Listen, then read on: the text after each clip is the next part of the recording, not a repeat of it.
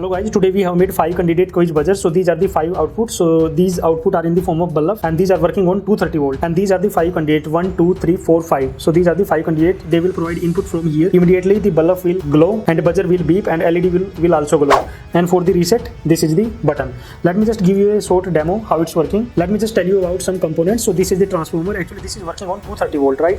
So this 230 volt is coming to the transformer. Then this is the microcontroller which is 8051. So this microcontroller will process the data from these input. So these are the 5 push button. We have fitted them in the box so that it will be easy for the candidates to press.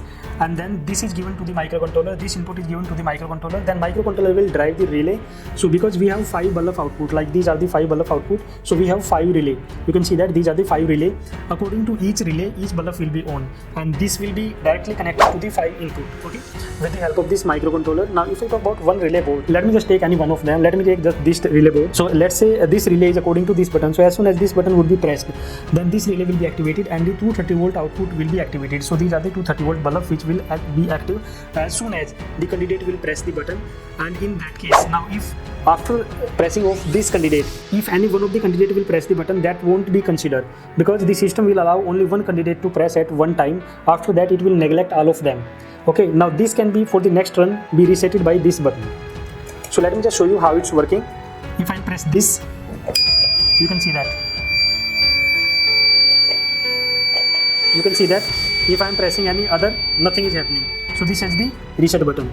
So what happened if I press this button, then after that if I am giving input through these candidates, then it's not taking. So it will keep on the bulb off only according to this candidate, and this can be reset by this one. Now for the next candidate, you can see that reset through this one. This candidate, this one, reset can be done through this one. For this candidate, this bulb, reset can be done through this one. For this candidate, this one, and reset can be done through this reset button.